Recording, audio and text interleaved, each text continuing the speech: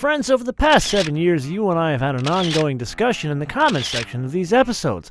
The topics usually range from, oh my god, I wish it had more power, to, will they please finally just give us a damn manual transmission? Well, I can't believe I'm about to say this, but not only was someone reading the comments, they actually listened. So, now what do we talk about?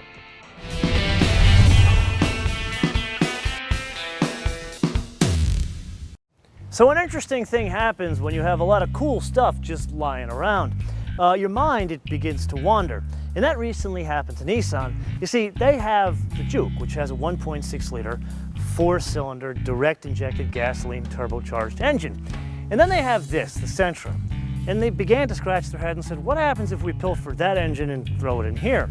And basically turns into 188 horsepower, which comes in at a very aggressive 5,600 RPM, and 177 pound-feet of torque, which comes in at a very low 1,600 RPM, stays flat all the way up to 5,200 RPM. That is then coupled with an intercooler and a compression ratio of 10.5 to 1, but most importantly, people, a manual transmission. Yes, there is a CVT on offer, but you and I are not even going to discuss that.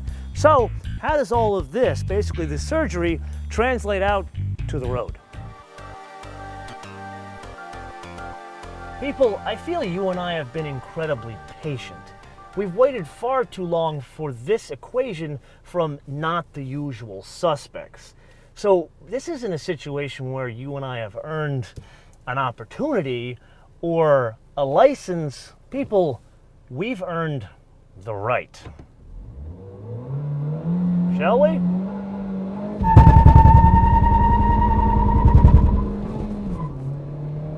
Okay, not exactly a Porsche, but we're in a Sentra. And that is a sharp hairpin turn. Shall we exercise driving dynamics for just 1 second here and then get back to pulling power? Definitely better than any Sentra you and I have driven recently. And, oh, hey now. A little bit of float there, but we'll get to that later. Now, is this quite to the level of a GTI? Not exactly, not quite that pantheon of hot hatch. And here's an example why. We got a hill here. Let's stay in fourth gear, put our foot into it. Now, foot to the floor. Notice a little bit of a delay in building up power, but then the turbo spools up and then it kicks in. And this is the difference between, say, 177 pound-feet of torque and what you get out of like a GTI with a sport package. But now let's try a bit of a different use case. Bigger road, faster speed limit. In this case, let's downshift, put our foot into it, almost instantaneous power delivery. And that's really the benefit of this engine, and kind of what we liked in the Juke, is there's plenty of power on tap, but you don't need to like beat the hell out of it. And that's really the beauty of the torque curve from 1,600 all the way up to 5,200. Well, let's try it again here. A little bit more speed, a little bit more runway. And see here, there's even power delivery, but there's still that just ever so slight delay. That's the difference between SR and what could be an SER or something that would be a direct competitor for like a GTI. So at the end of the day, is there enough power? There's plenty. But for you and I, would you want more power? Probably. Now, I would love to say this is a Shade Tree Mechanic special where you simply pilfer a more powerful engine from somewhere else, drop it underneath the hood, get rid of the dreaded CVT, put in a proper transmission, and voila. But actually, there is a supporting cast here. Like, for example, stabilizer bars front and rear. The brake rotors themselves, they change. It's 11.5 in the rear, 11.7 in the front. And then surprisingly, the glass itself, it's thicker glass. I don't know where that came from. And then the steering motor itself, that changes. It's a larger, more powerful steering motor. Then, of course, the whole plumbing issue in front, because you've got a turbocharger, you have to get more air and more cooling to the engine. So all of the plumbing has been changed. And then to support all of that, some of the structure in the front has changed. So it's, I guess, really not a Shade Tree Mechanic kind of a deal. So how does that translate out to the road? Okay, so that's a lot of changes, but what I didn't hear was changes to the dampers or changes to this whole suspension setup. Yes, there are stabilizer bars and some other changes, but notice a turn like that, or the elevation changes we're seeing here, the undulations, there isn't quite the suspension to deal with it, especially with the extra power. And I think that's kind of by design. Let's go around this turn a bit faster. And yeah, it's controlled, but if I were to push it a bit faster, there's some roll onto itself in the rear, but what's most pronounced is there's some lean from side to side. Now, I don't think Nissan is really trying to say that this is an SCR because they didn't call it an SCR. And I think there's room for it. We'll come back to that later in the episode. But let's like downshift here. Let's push it around the corner a bit faster. And notice that lean there, you see that? That's kind of what's missing in the driving dynamics. Friends, meet Kyle. Kyle, good to see you again. Good to see you. How are you? I'm terrible. Do you want to know why? Yeah. And it is your fault. Okay. Okay, so what you don't know is Kyle he's like all things behind the scenes at Nissan for fleet. So if we have a car in like Los Angeles, or anywhere we go, like we had that one in DC, it comes from Kyle. So we are very appreciative of Kyle. But Kyle, we share a certain passion, don't we? We do. Yes. And here we are, we're driving the Sentra Turbo, and we're driving the Rogue Hybrid. Yep. And very kindly, Kyle has decided to do this in Georgia, and I'm very excited about coming to Georgia. For what reason? You are a big fan of Zaxby's. And so is Kyle. Yes. Now, Kyle has been living in Georgia for how long? Tennessee. Oh, no, Tennessee, excuse me, Tennessee? Yeah, 3 years. 3 years, Yeah. and you're from Portland? Yep. Okay. He has been living there for 3 years, and what restaurant did you not go to until I pestered you to go to? Cracker Barrel. Cracker Barrel. And how was it? Yeah. It was good. Yeah. It was awesome, Great wasn't breakfast. it? Yeah. Really good. And now, you're married or your girlfriend? No, Girlfriend, yeah. Now she finally sees the light in you now. Yeah. Because Yeah. now you know Cracker Barrel. Exactly. But now I have a bone to pick with Kyle here. So we passed not one, but 2 Cracker Barrels. Okay. Not one, but 2 Zaxby's. Actually, one literally off the highway to get in here. Oh. And look what Kyle brought us for lunch.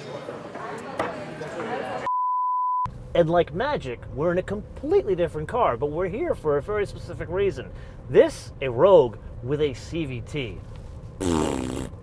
But the car we are driving has a manual transmission, and I would like to point out it is actually a nice manual transmission. And I have been one of the few people that has said, I like the Nissan Juke and I like it a lot. And one of the reasons I like it is because it has a nicely weighted manual transmission in a car with a peppy amount of power.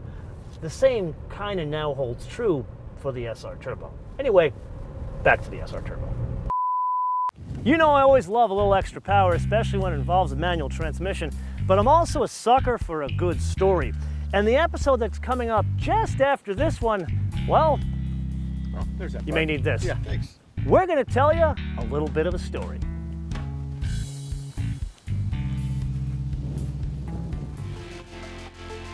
Now, when you and I got together in Miami and first discussed this whole concept, I wouldn't call it a discussion. It was more you and I geeking out about numbers. But once we got past the whole, oh my God, a Sentra with a turbo and a manual transmission, we did focus on like details. Things like all of them are actually fitted from the factory with a glass sunroof. But the interior itself, we didn't spend as much time discussing. Actually, we spent no time discussing.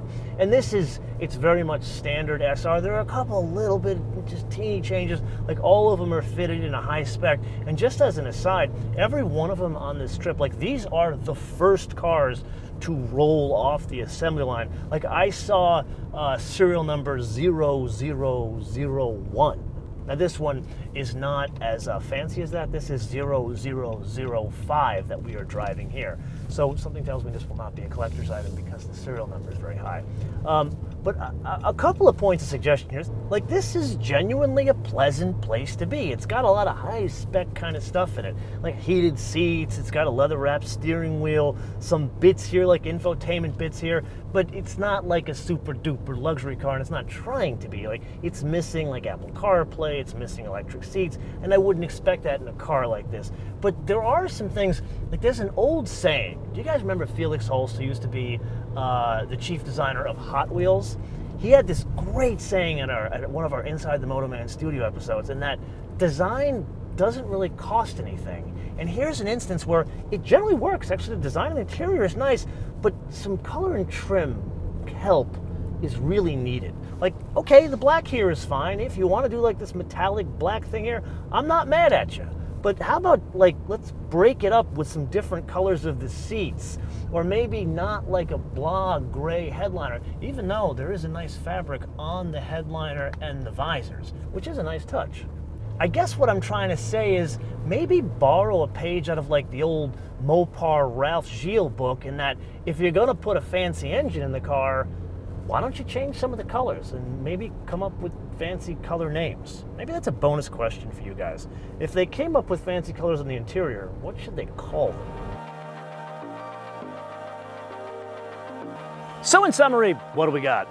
Well, this is one of these very rare instances where I need to stop and say, arigato gozaimasu. And this is to Nissan. And I need to say thank you to Nissan because they actually listen to us. My crazy rantings and your crazy rantings in the comments below, because they gave us a car we actually want with the bits that we want. But now, if I'm reading the tea leaves correctly, notice this does not say SER or Nismo, especially in a world where a Civic R exists and a GTI exists, and in a couple of months, there is going to be something equivalent to those from the folks in Korea. So if there's 3 of those guys out there, something tells me they're not gonna leave that one alone. So what we're gonna do is we're gonna have a bit of a focus group, you and we're gonna tell Nissan what we want. And we're gonna do this because they actually read the comments. Like, I actually talk to the people at Nissan and they give me feedback on what you say. So we wanna be very specific in our feedback to Nissan. So what parts do you want? Like, for example, do you want a much stiffer suspension? Do you want a completely different suspension? Do you want some crazy wing? Do you want 225 horsepower? And people, please be realistic. Don't tell me I want like 350 horsepower, all-wheel drive, and I'm willing to pay $15,000 for it. That's just a waste of your time as well as mine. So let me know what parts you want, and here's the most important part. Tell me how much you're willing to pay for it. And you know what, for good measure, let me know what region of the world you hail from. Let me know in the comments below or via our social media, MotoManTV, all one word, MotoManTV, all one word, Facebook, Twitter, and Instagram. And with that, I want to leave you with 2 things. Number 1, make sure you download our fancy new mobile application, which you can download for free at Apple iTunes and Google Play. And oh, by the way, we are live on 5, count them, 5 international airlines: Emirates, Virgin Atlantic, Virgin America, Virgin Australia, and soon American Airlines. And number 2, a fun fact. So most of this episode was shot in a small town here in Georgia called Bostwick. Well, we were driving around, we met this guy who was doing scouting for a movie based out of Miami, and he was telling us about the mayor, and the mayor, his name is John Bostwick, in the town of Bostwick. I've been around for a while, and I've never heard of such a thing. Anyway, until I see you next time, bis später.